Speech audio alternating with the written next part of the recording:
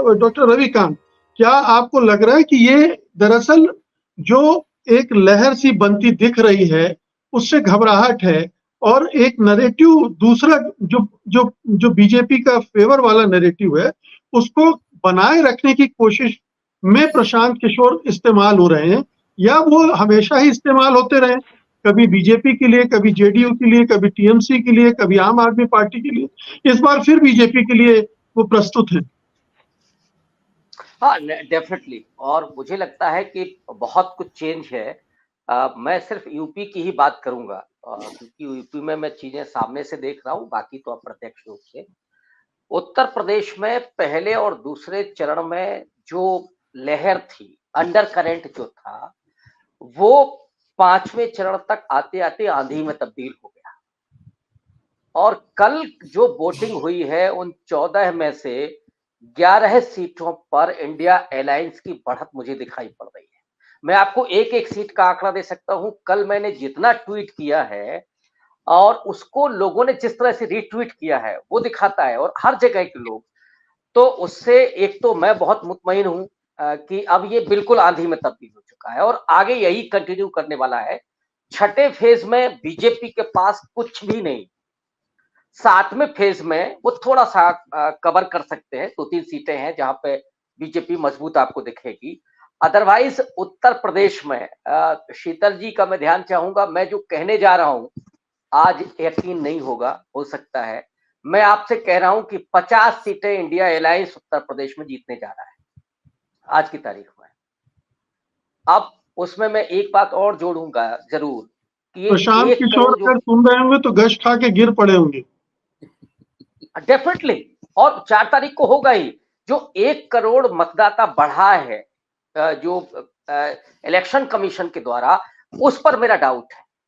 इसके अलावा पब्लिक में कोई डाउट नहीं है। मैं आपको उत्तर प्रदेश के जातिगत आंकड़े दे सकता हूं। ऐसी ऐसी सीट पर बीजेपी हारने जा रही है। शीतल जी बहुत नजदीक है अयोध्या के, फैजाबाद सीट में क्या स्थिति है? बिल्कुल, जहां आप जो कह रहे हैं पूरी राम शंका है मंदिर कि वो है, सीट बीजेपी हारने जा रही है। मैं जा कह रही, सकता हारने जा रही।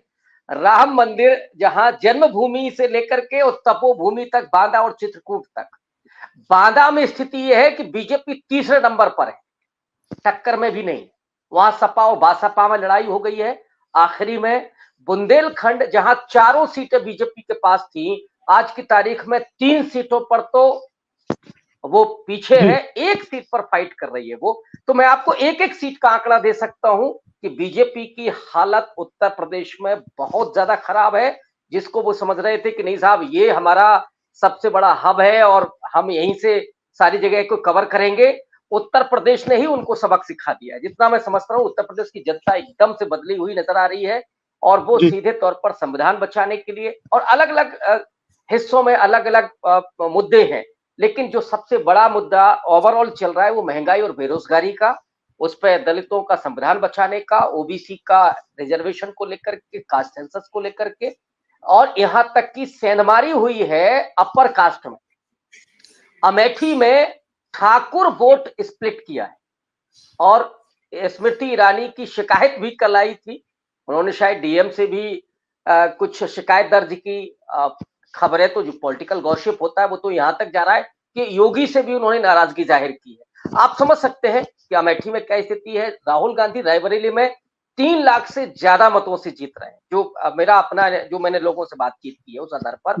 तो ये स्थिति उत्तर प्रदेश में ही खराब हो चुकी है बीजेपी की, और मुझे नहीं लगता है कि कोई भी अब उनको बचाने की पोजीशन में है। छोड़ दीजिए 300, अब बीजेपी 200 अगर पाले तो मेरे हिसाब से बहुत बड़ी बात है। सत्य हिंदी का ऐप डाउनलोड करें गूगल प्ले स्टोर पर।